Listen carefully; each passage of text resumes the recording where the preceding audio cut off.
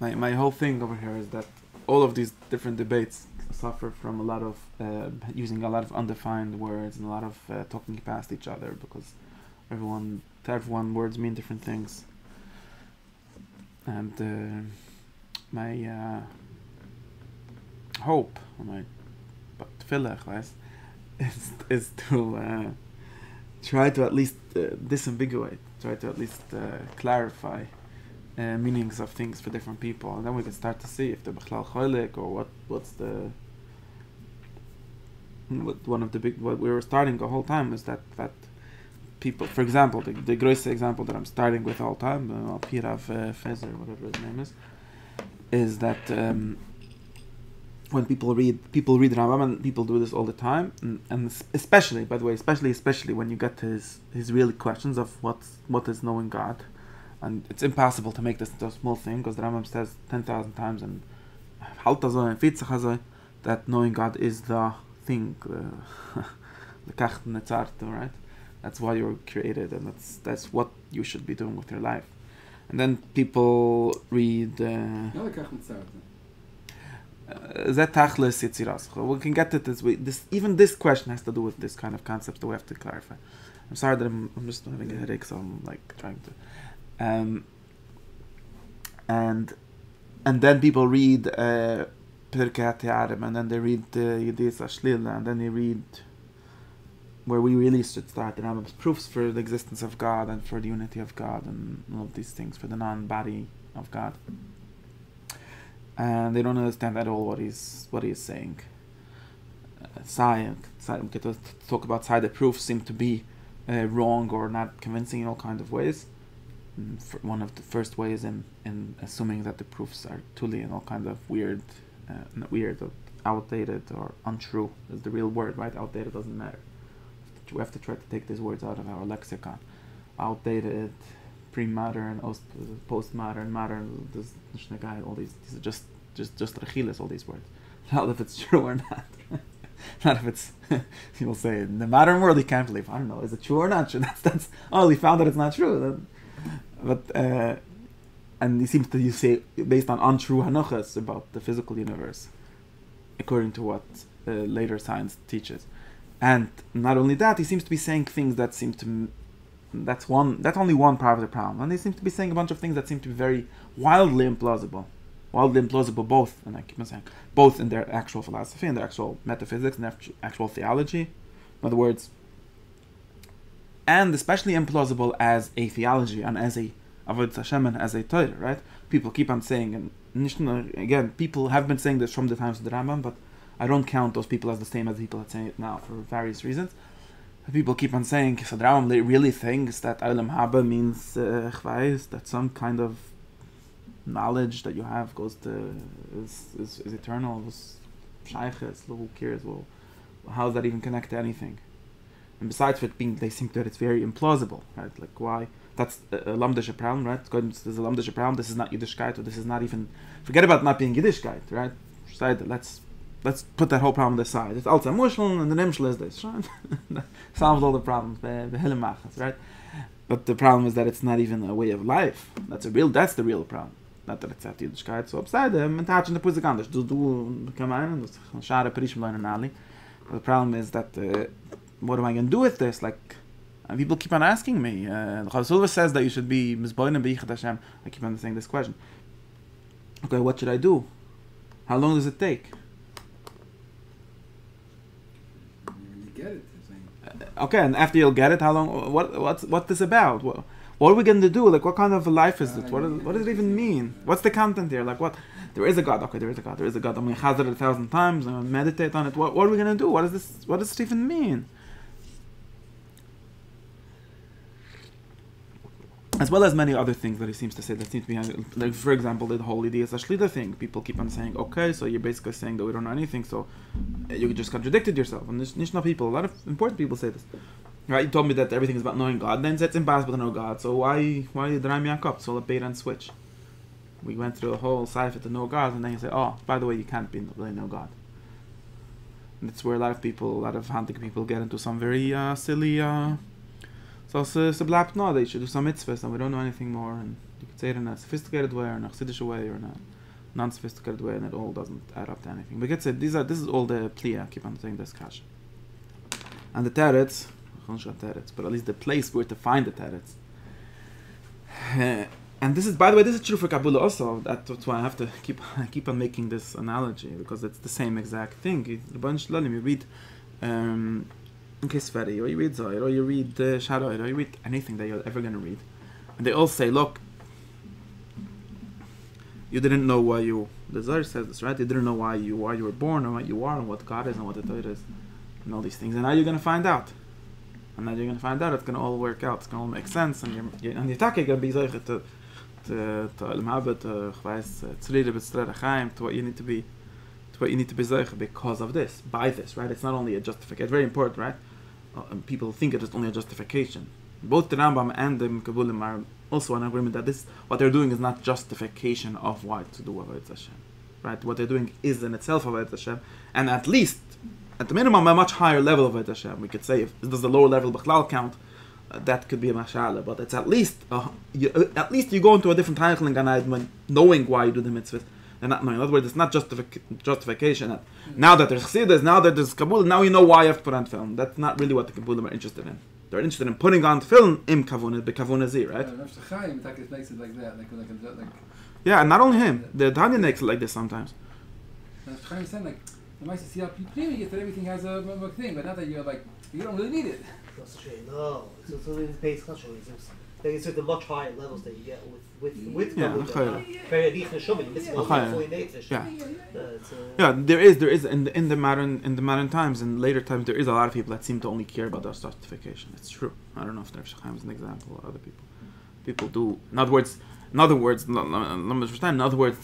Eden that say in Weisen von Kabbalah that it's such a heilige Sache, and then they don't go on and be curious. What is this heilige Sache? You just missed the boat if you're of the Tarba Kabbalah, or just saying there's something to it. Or there's a very serious thing. People that try to say things like this. Yeah, but it's not only in the Tvish. It's not only in the Tvish. The people that with Kabbalah with stuff. No, but it's not only about today. You could see it in. No, people say Chassidish people say, right? You shouldn't be mechaven, but you should, of course, learn Shara Kavunas to understand Gedillas, V'malas, V'shvacha, Mitzvahs. Why shouldn't it be mechaven then? Because there could be other reasons. Maybe they say that you're not really on the Madrag, you're not really doing it. Other reasons. So you don't have it. And the Chanam say you should, but the Nebuch bist nicht. That's really what you should. No, but they're saying if someone says you shouldn't, do it, it's there. If you do it, exactly. But this, even if you don't do it, is there, is wrong. In other words, it's true in some way if you believe this justification, but that's not why the kavunas were created. Actually, pink faket. And if you come to my sheet share kavunas, you'll see that I think that most kavunas were not created to justify; they were created so you should have what to be mechaven. And that's why people. This is old. Things like this, right? People made this mistake of thinking, okay, it's not a mistake. It's only. Why am I saying this? People say, we have to Rizal. Kabbalah mismen sagen, ich weiß heute Fabrik schon mal, right? Because Apiari came to us so in the island. And the Chassidus comes and says, well, that Rizal had that said, so he made such a kavuna, right? The Shitach some safe, and the Chassidim supposedly say that. What do you mean? It must be that this is the correct way. But that's assuming that the Rizal is here to justify why we say Hoidi before, and he's not. He's here to tell you how to daven Alidai Aliyasa Oilamas. And if you would daven, in other words, of course there's other ways to do it. The Rizal himself never said the same thing twice. Every time he has different kavunas. He was brilliant, creative mind. It's very dumb to think that the Rizal couldn't invent kavunas for saying Baruch Shemon after Hoidi after Baruch Shemon. It's obvious. None of us. I think the Chassidim mostly agree with this. The reason you don't know it, and you have to do it. So exactly. The reason why they changed, I think, faket. No, the Chassidim even says this part. If you want to be mechaven, then you don't have a different kavunas. They only had kavunas Rizal, so they had to. Right. He says it the Fed. Yeah. Right, that's I think you don't know kavunas Rizal, so what's your problem? Exactly. I think that this is true. Also, for most achrus and halacha and for all these kind of things, people have pikabul. The merkabulim happens even like one of I'll tell you something. Like you've been saying, even one of the biggest traditions in the kabulim, like tikkun chatzas, and the Zohar says like every third page you have to wake up chatzas, and otherwise you're a halbe goy. And you know why? Because he used to wake up chatzas, so he made a pshat on it. It's not Not a psanayim was the psanayim mitzvah. It just doesn't make sense. It says it makes a lot of sense. Whatever the schedule of this, whoever wrote this, or whoever that is, their schedule, it made sense. Whatever. And to learn, the hunting schedule doesn't make sense. If you do it, you're not case. But in their world, it made sense. Actually, there's actually history about it. Why it made sense? I'm not getting into that. But it made sense. The whole Yemen got up to It made sense for sach reasons. Whatever. The Rambam said it's the best time. The Olim Shloft and we can't learn it. It makes sense also today, but for different reasons, it doesn't make sense.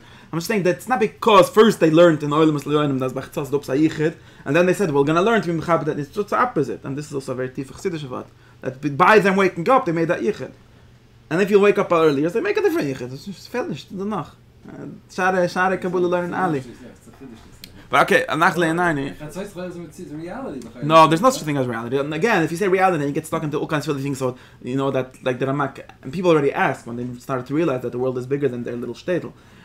So when Stein of the Malachim, when Chtzas du or the Chtzas da? Okay, so that's not so schwer. No, it is schwer because once you realize the answer is that the reality is here and is recreated, or you could. Ich verstehe, wir kennen so eine Nacht eures. Bekitzt es heute, ich bin es geil bei mir, 10 o'clock a.m. Was ist der Problem? 1 second! It is Chatzos!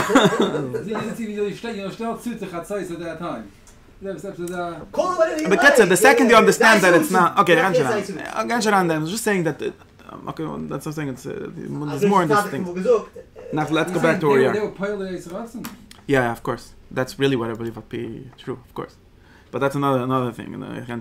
That's the whole yesod of the of course the Chumim create everything. Okay, but there's noch anekid. It's not anti-Kabbalah. It's anti-making Kabbalah into the justification of things. Kabbalah is a practice. It's saying that Kabbalah is a practice and not an apologetics. And if you don't practice it, then it doesn't do anything to you. But you should practice it, by the way. Get it, nachle Your Eigedaten thing with the lady should say Sphira. I talked about that. They should say Sphira, I said. Yeah, your mama should. Who said that they shouldn't? Everyone says you shouldn't. No, I just want to see that thing. Okay. All I said was that you can't... Okay, we can't shut down. Okay, but kids, the point is... What's that? What's the toilet? Luckily, I have to get back to where we are. What I'm trying to say is that... And now people... I'm trying to get back, so... Did the lady say? No. A minute. This is a backtrack. I'm backtracking. Yeah. I'm getting to the sideline. Ich kann machen notes, I'm like thinking in my heart, okay? Yeah, back to the Back to the Nekid. We're back to saying the kash that we say every sheet in the last 2 months. We have to find the teretz. Okay? Back to the kasha, which is that people... I'm trying to show how in Kabbalah also people don't seem to get makol rash. So, Sachakal, some people get that it's a justification and what's a good justification, but obviously that's not what the Kabbalah are after. They're very much after a something that actually gives you something, even if you wouldn't need to have a raya for a justification why to do it. I give a particular example from this whole shal. If you should do mechavan, it's not lav dafka. That's a good example. Just it could be an example of that. And if you read actual Sifrei Kabbalah, you see them really, really excited about these basic facts, this basic knowledge that they're giving you. And most people, and even people come to ask, what is this knowledge for? Like, what am I going to do with it? In all kinds of different ways. And they say, oh, there's an imshel, and imshel is this, and whatever. Maybe some of these imshelim are correct, but it's obvious to anyone that ever read anything that this is not what the Mekubbalim were actually interested in. They were actually interested in knowing the Kabbalah. Not in learning from Kabbalah. The Yotzlim was the Misr.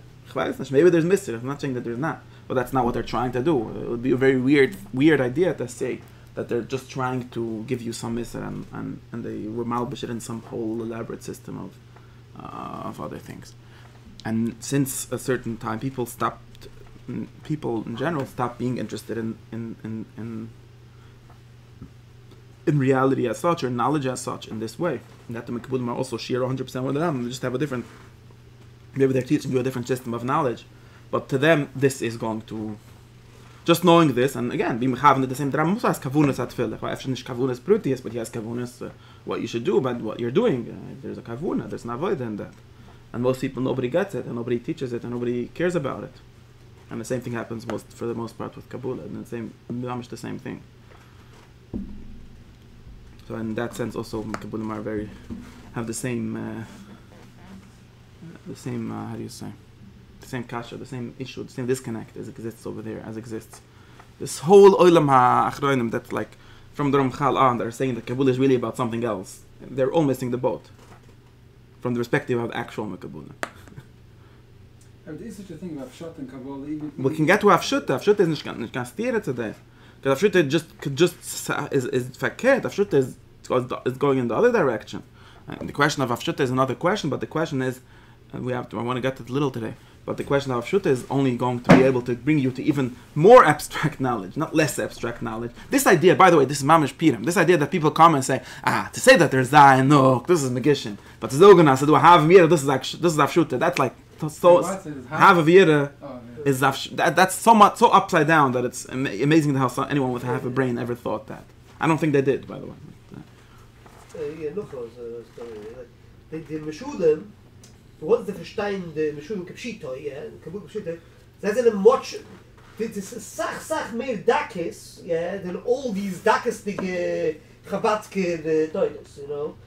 When the Kibbutz says that the Zah and those, it's I want to show you some ways. Wie die sagen mit der Spure von der Rabe, Talmud, and Yored and all that. Right. It's Dakish Ebedakis, whatever. Then all the Meshudim and that Hugge from the Welt, you know. That's the Spitzdakis is that, because it's like the Shoidish from the you know, that's like Mamish. It's a much big more Dakis. So the Shash is much more Dakis. Ich will umkommen zu etwas zu stimmen, das ist, man darf unheben eine Sache früher von all these things. So basically, this is all to describe the kasha. I think that is all the kasha, and just showing how strange it is. The way of knowledge that all these people are assuming is very strange to most people that you meet nowadays. The Maskim today's sentence. People don't think of Kabbalah and Rambam in this way. Nicht the Kabbalah and the Rambam. They're both examples. They're both They're both instantiations of this problem. That knowledge, the kind of knowledge and the way of knowledge that the Rambam and the Mekadorim are after is not a Motzar Mevukash. No, it's not the product that people are looking to buy anymore. At least most people. But no, what's called Mechavnim, the Kabbalah is very busy. Yesh la'ayin what the Mechavnim are doing, but we have to get to that. It's very hard. But even the Mechavnim, I'll tell you the other way around. Even the Mechavnim don't seem to care about the actual Seder Shtalshlis only as it pertains to Kavuna. So they're definitely not doing exactly what the original Mekadorim are thinking of. Because Mechavnim may say, okay, Zlavid Zashem, Zayr is Akusev, Yesh Lechavim Kach V'Kach, which is maybe interesting in some way, but they're not interested. The Mechavnim mostly skip half of its Chaim, which doesn't nicht negate Kavunas, because the skill is nicht nifsek aluchlema like the riff skipping nush and like Gotch Shemitaris, because it's not negate with manas. It's that funny, right? And that doesn't make sense either, right? But the riff. No, the riff is beside because the taka is gonna alucha, but the Mechavnim that they only care about Eich Lechavim. That's not what Kabbalah. That's definitely not what the Mekadorim itself thought either. So that's not an answer.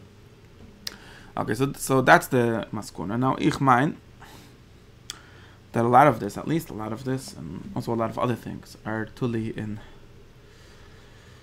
very basic philosophy, metaphysics, epistemology, psychology, and so weiter.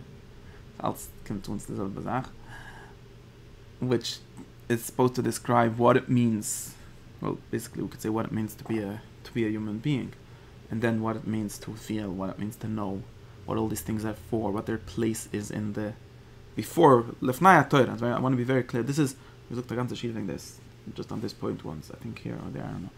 This is all separate from the before and stronger than Kol HaTorah. In other words, people's assumptions about these things. People's assumptions about these things are going to be behechrech, no matter if you pretend to be a very frimme, like traditional, you're only saying what's shtayt, no matter if you're a Rambam that is more open about combining what's shtayt with what you think.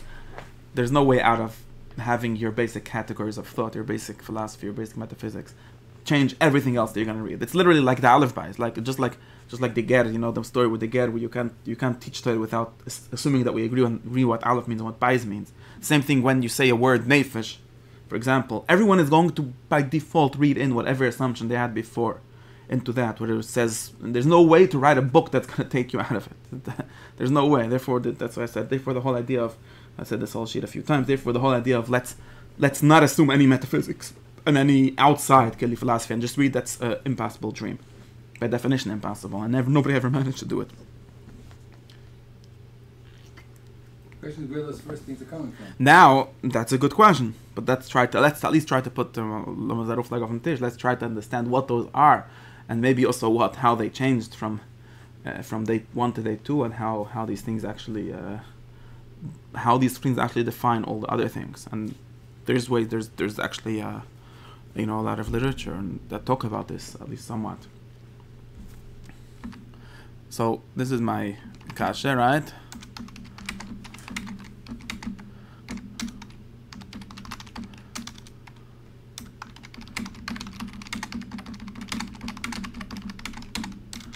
Just in the most basic silly sense, right?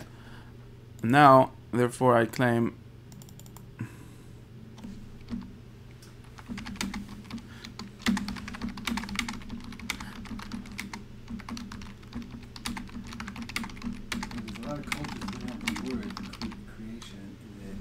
the mushal.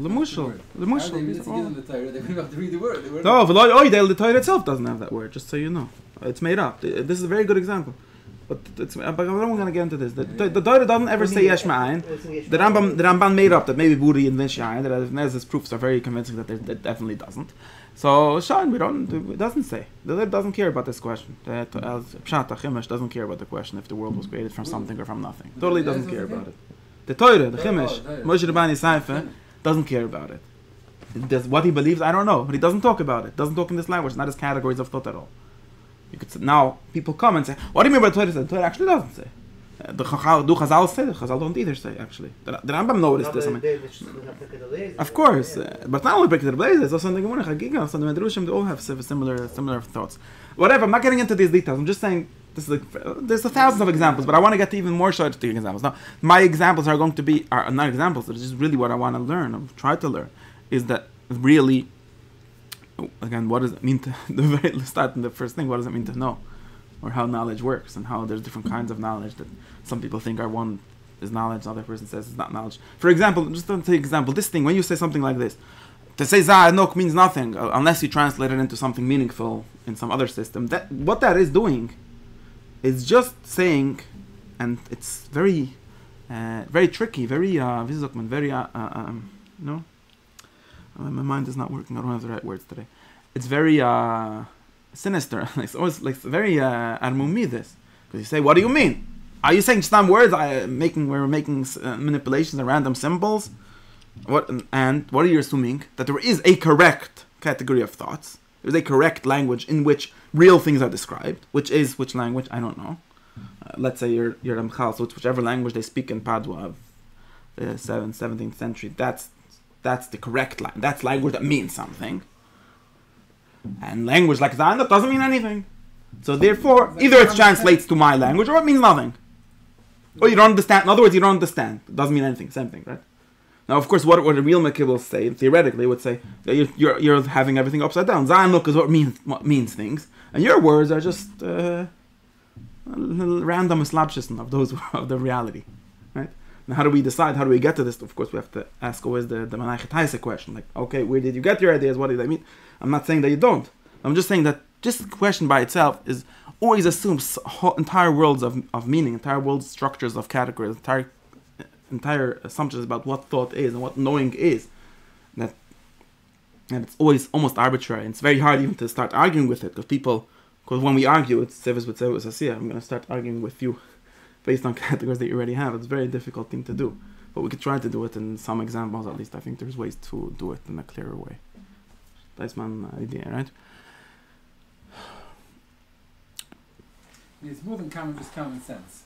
There's no such a thing as common sense. Common sense is always contingent. That's the radical thing that I think but I think everyone must agree with this. What's common, not only this, I think that what's common sense to most people nowadays can be literally traced back to certain thoughts that started in modern times and which were totally not common sense 5 years before or whatever, and so on before. So what do you say? They're saying in the times from the Kabudim, so they said Zavanuk every that's what it is. 1 minute, I'm not, again, that's a very specific system. No, of course not. But they started from assumption. No, but generally, what it is, you want to know about Kabbalah, because Kabbalah is, the answer is not that. But the answer is that, no.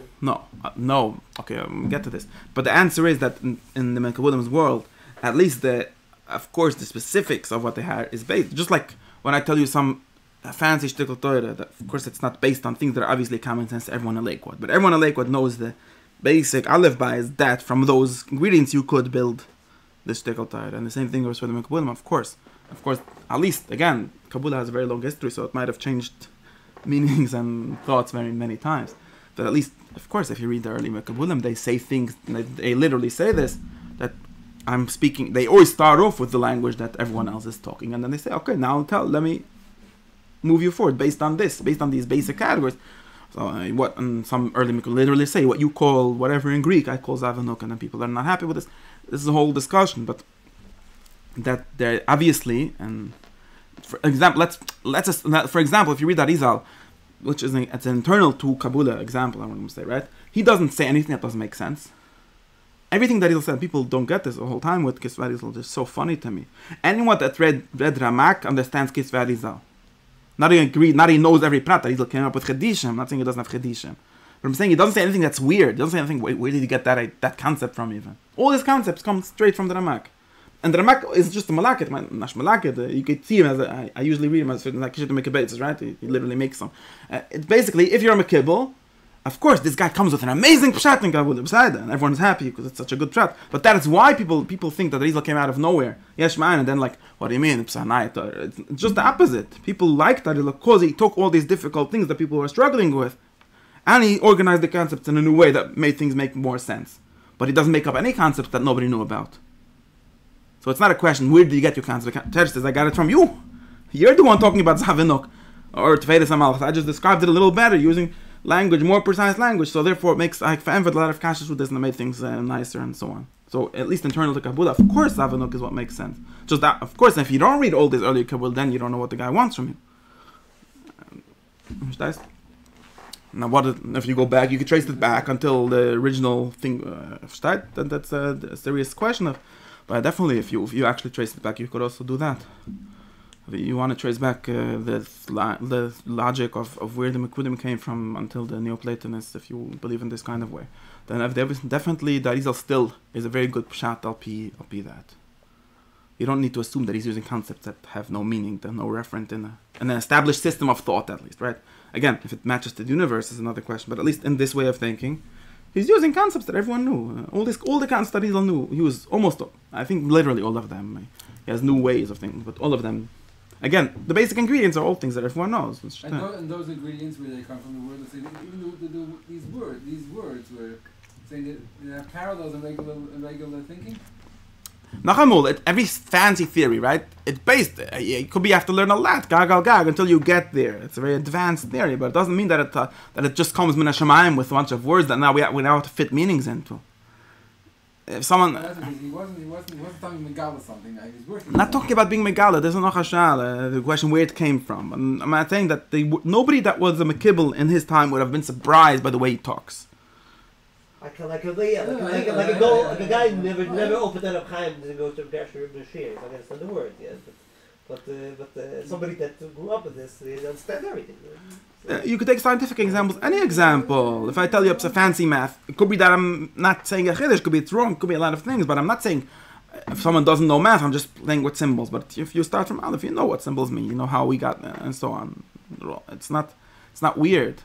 Now, what I'm trying to get at is, and this is, again, we could use this example. For example, I have to say an example. What's the example?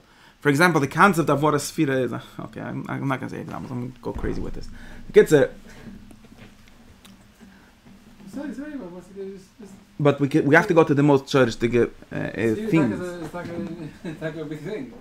They all think it's Yes. about something new. No, definitely not. Definitely not. We know what is... Okay, I can't get to this, but I have to go much before all of this, because I want to talk about how to know things. Not about this. But of course, in the world where the Sfiras started, or people started to talk about it, they said it in language that people knew what they... The first guy that came and said 10 Sfiras, everyone asked him, what are you even saying? Just imagine the story. The Sefer Abuah, let's imagine. Or the Ramban, whoever it was. It comes and says, Rabbi said there's 10 Sfiras. Nobody asked him, what are you even talking about? What's the Sigya? Like, where did you start? There was a Sigya. Whatever the Sigya was, how many came out of one, whether the Sigya was how God mediates the universe, or whatever, how emanation works, all these words existed before them. There's Sachaklis. The whole Kaddish of the Makula, maybe that the 10 Sfiras and not 9. Or not 11. That's what it says in Sefer Tzira. Okay, if you learn it like this. But what is a Sfira? He doesn't have this problem. He's not just saying random words that nobody knows what they meant. His neighbor understood. He might have not agreed. He might have a lot of things, but nobody said you're saying nonsense. Again, you could say that he's saying nonsense if you're a certain kind of philosopher with other assumptions. It's not that good. He throws out a lot of like interesting types. I'm not just saying when he says all these theories that people have. Mm-hmm. You see, there were a lot of abstract theories. Exactly. Yeah, you could do like this and say people had all kind of crazy theories, and all of those were not crazy. I'm trying to get it. They were all trying to solve certain problems and invent certain. To us, it's like Chinese, but he talks about them. There were a lot of ideas around. Yeah, inventing certain concepts in order to solve certain issues. You could say some more or less plausible. Okay, mine is not plausible, but God told me whatever. But nobody is saying it. Definitely didn't start by someone saying there are 10 Sfiras, and then everyone looked like, what? Tell me which parsha this is a pshat on. Like nobody ever had that problem. That's a very modern problem for people that forgot the whole history or forgot the whole, or basically what I really think is forgotten very basic things, or forgot or changed their mind. We'll have to really get to that. That's really what I want to get to, or trying to unearth. Try to do this archaeology. I think it's true for Kabbalah, at least as true as it is for the other kind of thoughts. Let's try to work like this. This is the example. I want to try to read a certain example, and it's not only an example, it's like a part of the Zachar, but we have to try to get to it more very clearly, at least as clearly as we could, and see if it works. And my example is, of course, what is a person and what is his knowledge and how he knows things and all of this. So where do I start? I think I said it. I want to just read it inside and try to see if we could start getting something. I'm sure you all know everything, but... So, of course, this all starts... Let's just try to understand. There is a picture of what is a person. And one thing that's very important that again I have to say, what is a person is what's going to define everything else that you say about it. And the Mekar, or like one of the central texts that I have for this is the Shemona Proktim of the Rambam. And people don't realize what a radical the Rambam himself is. Meram is, everyone reads Shemona Proktim as some sort of mitzvah.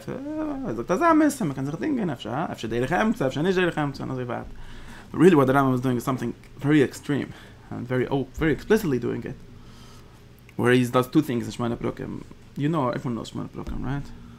I said a shir yesterday. My brother said that I have a trick that I say, you all know the Gemara and over there in Shabbos, right? Kili, kind of. It's part of the. Otherwise, we can. Maybe we should learn things inside. That Chanshka Nerv. Was. English. Who's also scanning? The kid said, the Shemona Proktim is a Yakdoma to Pirkei Avos, which the Rambam decided to read as like the basic ethical statements of Chazal, right? And now they say it's taken from somewhere. Play some of this. It's based on some other book. What it's really, I don't remember. There's in media. I forgot who you mean. Everything is taken. Yeah, I forgot what. Yeah, I remember. I know what you mean. That I remember such a thing, but I don't remember what you mean. But I know the pants. I see one. Okay, I don't care where it was taken from. I see where the concepts are and where if they're true or not, and how they got to be true and what their proofs were and so on. A lot more. Way too much of this. Our Jewish intellectuals, both in all worlds, are much more interested about history than about truth, and it's crazy. That's bothers me. Like, see, some guy, Große Chachma Yisrael, Heimish, whatever. Right, so a whole cipher, like, let's trace this, who was the first that used some nisach, who cares? When it's interesting, but like, it's such stism, like, let's try to understand what it means. That would be interesting if you would go through everyone to this person, it means like this. It helps out. Of course, it helps. It's very useful. It's very useful, of course, I want to know what it means. Now let's find the first source, and we could learn it in the context and see what it meant. But he's not interested, they're just like, what do you want from my life? It's so funny, and then it's all of Jewish, a lot of, okay, we get to. Academy has this Mishigas, right? Yeah, historicism, this is historicism.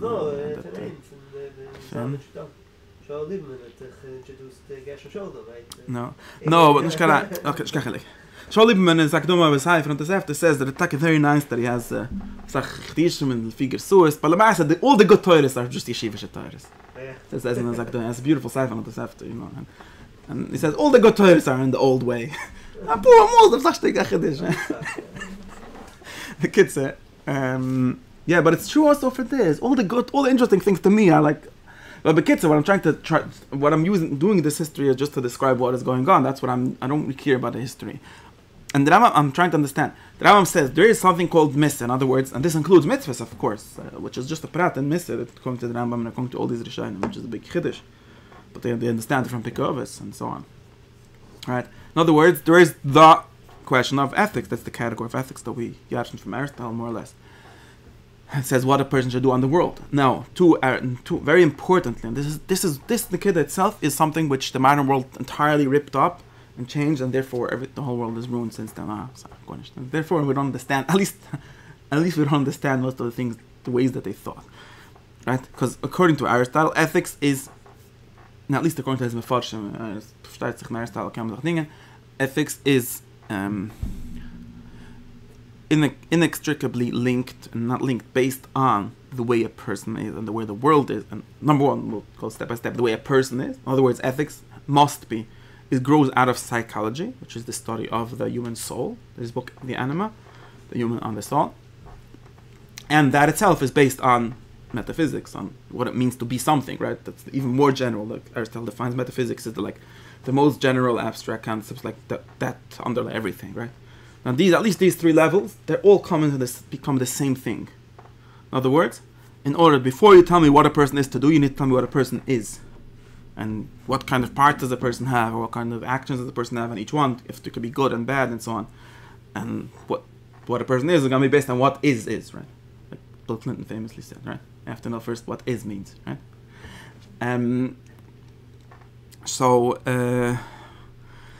Now, and this is and therefore the Mushal. Now, so the Rambam takes, for example, Shmona Prokim, the first two Prokim literally, and he says in the Zakdoma, this is all, he doesn't say any Chedishim, which is true, for the most part, but he's a very great systemizer and summarizer, the Rambam. And he says, I'm going to summarize firstly in two Prokim all of Aristotle's psychology, in the first Pairik, or 1.5 Prokim, right? And he literally says, there's a Nefesh, and there is Chaylik Azeh, 5 parts, and so on.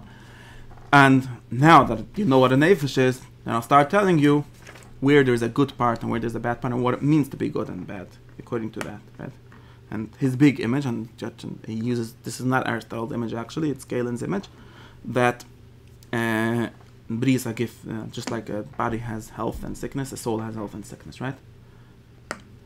Now this is a really, really important thing, because what it means basically is, and I try to understand this, and by the way, body and soul is not really not a real distinction that he believes in this extreme sense that we just generally have. This also this gets to exactly what I'm trying to say, right? Because to him, yeah, in Shmona Prokim, it says like this: there is only one soul which has different actions. Okay, that's a philosophical point. I'm not entirely sure what it's about. Okay, but Bekitzer, and the human soul is different than an animal soul, even though they have the same actions. Now, Tachlis, it's very relevant to something, but I think it's a scientific, philosophical point. I'm not sure if it's negayat really to what he wants here. Then it says like this: Chaylik. Yeah, you know this. It says here, right? I got The Olam Ken Shmona Prokim. What? No. But then it says in Shmona Prokim, therefore, now I'm going to tell you what is a person made out of. First is the Chaylik Hazon, which is what your body. What nicht das Buch gemeint? I wanted the text, which is your bodily system, right? Yeah. Right? This, which is your bodily system, right? In other words, everything that doctors talk about has to do with that part. Anything that doctors can fix. And, okay, then there's the Chaylik HaMargish, which means sense.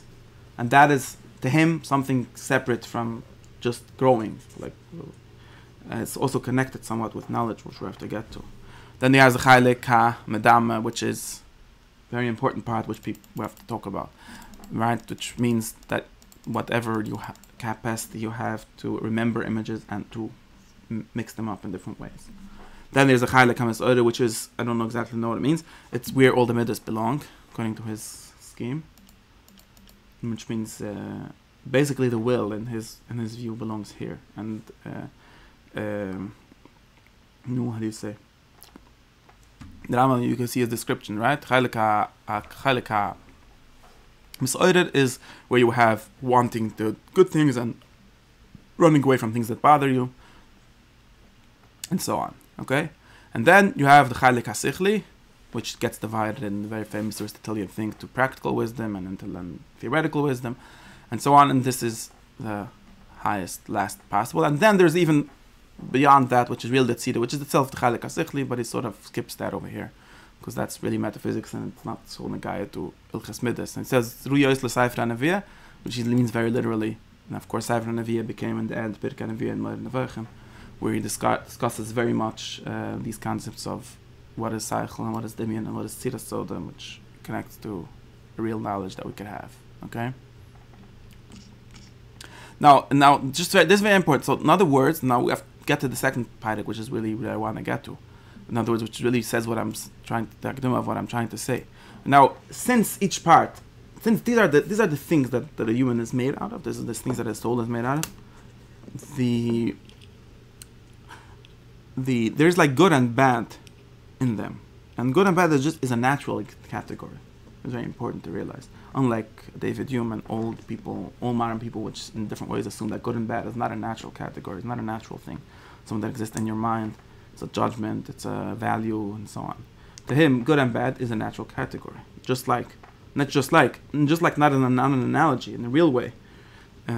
Right? You could be sick, which means your Chaylik HaZon is not working properly. In other words, it's not an ideal Chaylik HaZon. It's not a Shleimistic Chaylik HaZon.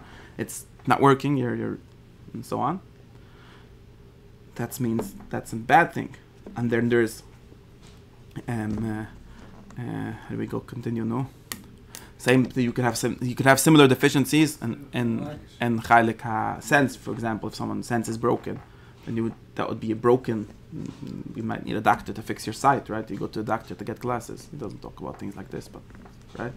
That's just the bad, we could say the unactualized. That's really the way to think in Aristotle's terms, right? It's that you're not getting to what that is. You're only halfway is that. That's where we get the whole language of Shleimus. It's not another way of saying good. It's literal, right? You're not actually a whole person. This Chaylik, which is supposed to be, it really is doing it well, and it's not doing it well. And the same thing with Chaylik HaMedama and so on. Now, his Chiddush, and then in the same way, in this exact same way, there is a correct way of having Chaylik HaMes'odah, which is where all the midas that we know as midas fit, and there's a correct way of having the Chaylik action, obviously, but he's not interested in so much in action. What he calls Chaylik HaMes'odah over here, right? Wanting part, basically.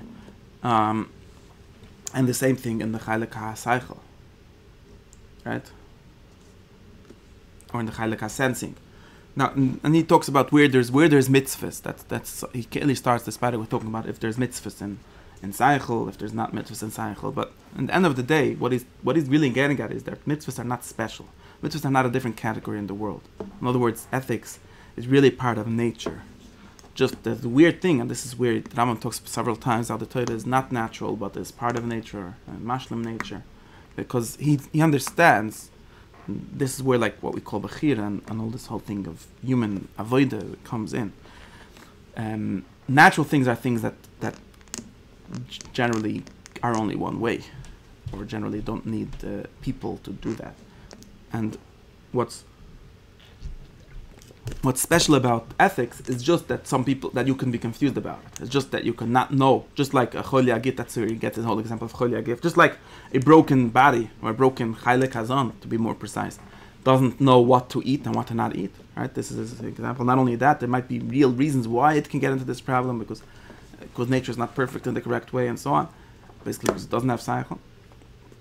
The same way, your chaylik ha'margish, for example, could be sensing the wrong things. Because you're supposed to be sensing mechvais Torah and you're sensing Riyas Asiris. But to him, that's not something imposed on the eye. That is, your eye was created in order that that's part of the nature of the eye, part of the definition of it, that it should see the correct thing. If it sees the wrong things, it's just a sick.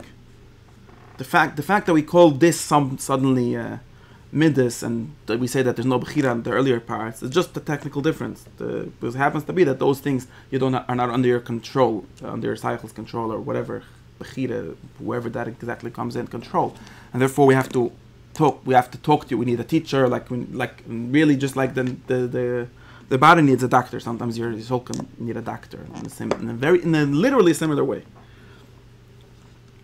And being a correct person is just having all these things as they should be, which goes up until cycle, because you could have wrong cycle, and this is a weird thing, because maybe you can't really have wrong cycles. There's a suffix about this, but beside, and that's where we get, and therefore this is the Yisod Kol HaTorah Killer. This picture of, number one, the picture of what a soul is, and which is of course based on the more metaphysical pictures that nature has in itself, like basically what we can call ends, right? The correct way of being, which is part of nature, right? A tree that doesn't grow is a broken tree in a real way. It's not just happens to be broken, right?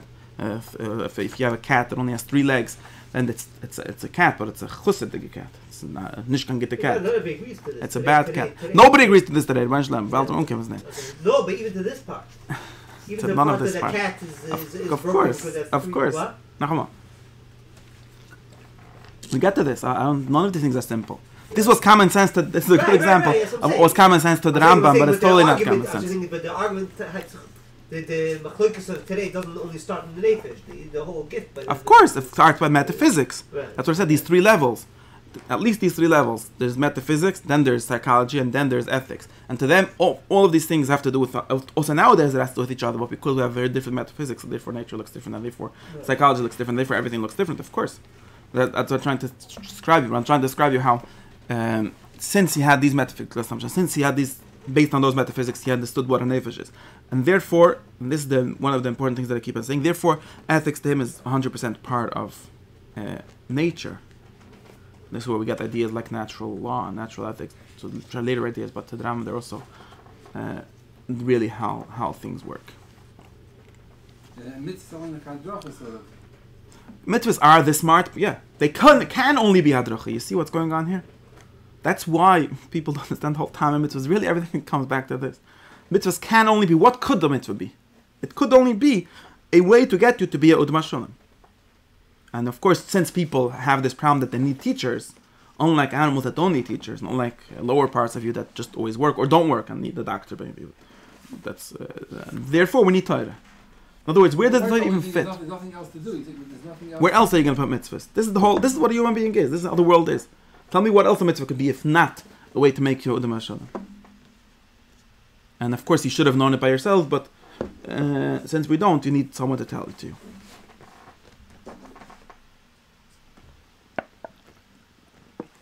You can't.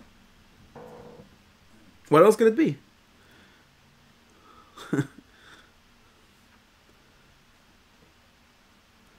What else do people think it is? And why is God not accepting that?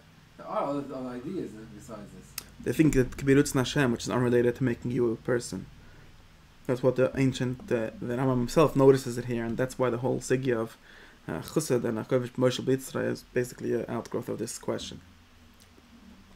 I can't get into that, but that itself, for example, yeah, but that itself is based on metaphysical assumptions. Again, you don't get out of having metaphysical assumptions. That it's based on what kind of thing God is, and what kind of thing people are, and what kind of connection these two things could have. Could have, I'm not saying have.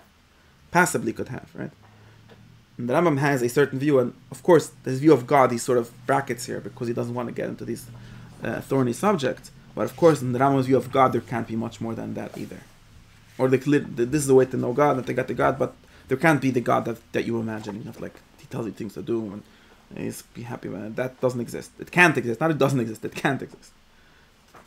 I mean, do they feel like you're just asking for things? He's happy when you do these things. Let's say, you could. Nachmal they thought people. We still think like this. He, of course, he notices. But this is. Holiday diets, no? I mean, know that. But Tami Mitzvahs, of course. Yeah, but Tami Mitzvahs. Yeah. Of course. But this is where. Okay, what did I want from this whole thing? Yeah, come on, they were very extreme. He was dealing with the Medaber blood. They were very extreme with these. Okay, so this is just a very clear example of where you see him defining what a person is, and therefore defining what would be where good for a person comes in. Where is this the category of toivera work, right? For example, it's very important to him to. It seems like interesting to say it's not possible to say that it's bad to be sick. That's just would be a stickle category error.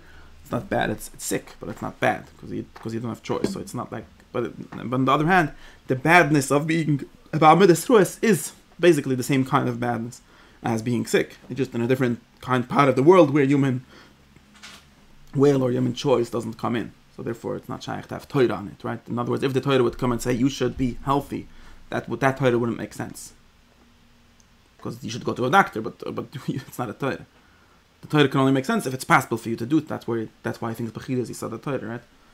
Otherwise, the Torah isn't possible. Of course, you could have a different view of everything. This is the Rambam's view.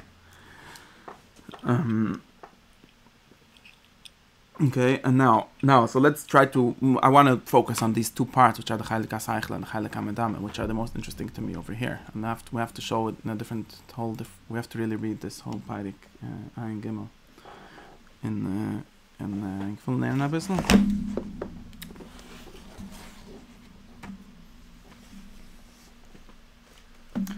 Peirik. So now that's like Abba Midas and this whole theme of the ganze Inyan for Midas. Now that we're talking about Seichel and we're talking about how we could know anything, we really have to see or what time is it? We really have to see or get to how he understood what this thing known as Seichel is, and what this thing known as Medame is, and how these things connect with what is known as Margish, and how all of this is supposed to work. And then we could talk about how it's possible, where you know God, or what does it mean to know, what does it mean to know B'chlal anything. That's man Shetl. And of course, if you have a different view of what everything is, then everything's going to look different.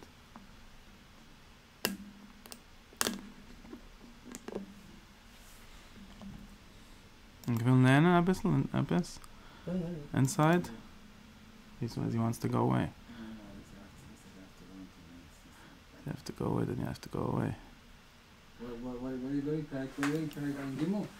I want to learn Peirik Ayin Gimel Chaylik Aleph. There's but it's a very long Peirik. It's only one part. We could learn a lot of it, but it's one part and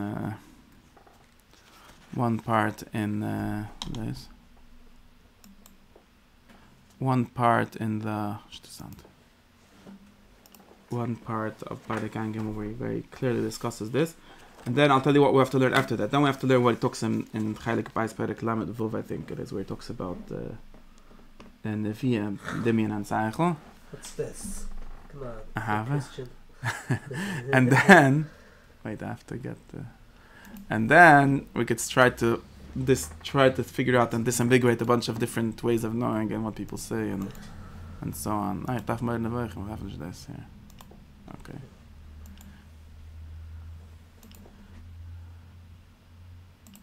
That's basically what I still plan that I have here.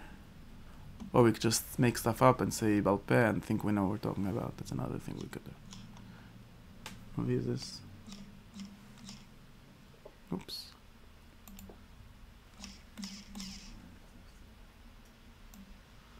You have to go.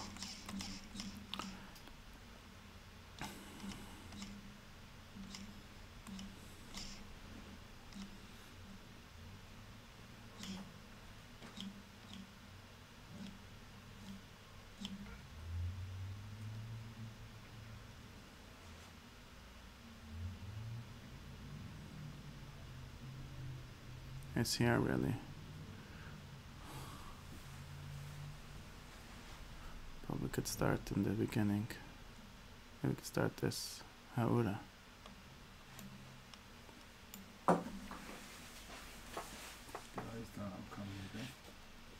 Yeah, I'm coming now. So I'm coming now. Good.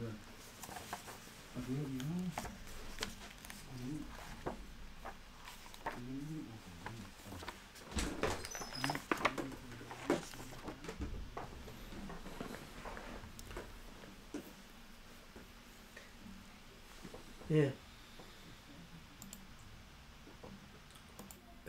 Parak and Gimel, this very long parak where the Rambam, since he wants to argue with the Kalam people, first has to summarize everything they ever said. And not everything they ever said, but what he does it even more subversive, he more like tricky. He's gonna tell them what they're really based on. But he makes a list of a bunch of akdomas, I think 11, I don't remember. A list of akdomas, like they're in other words, that he understood very well this. You have to have your most basic metaphysical assumptions clear, and then you'll see how everything comes out of that. So he did that for the Medabrim Parak and Gimel, and he did it also. 12. And he also did it. Then he did it for Aristotle in the beginning of Chelek Beis in 26 Hanachas. Very famous 26 Hanachas. And he did a very clear exposition of what their exact Hanachas are. And then he explained how everything they say is based on these basic physical and metaphysical Hanachas. Yeah, of course. Then this is all to show that what they pretend to be able to prove Chiddush Olam is wrong. That's the Hayotzlin Mazeh. The Maskuna from this whole pshat is that Kalam thinks that they could prove Chiddush Olam and they can't. Yeah, and one of them is that Dimion, whatever, and therefore we have to talk about this whole thing and see. Well, we'll see, because I have to figure out exactly. But yeah, well, really possibility of this.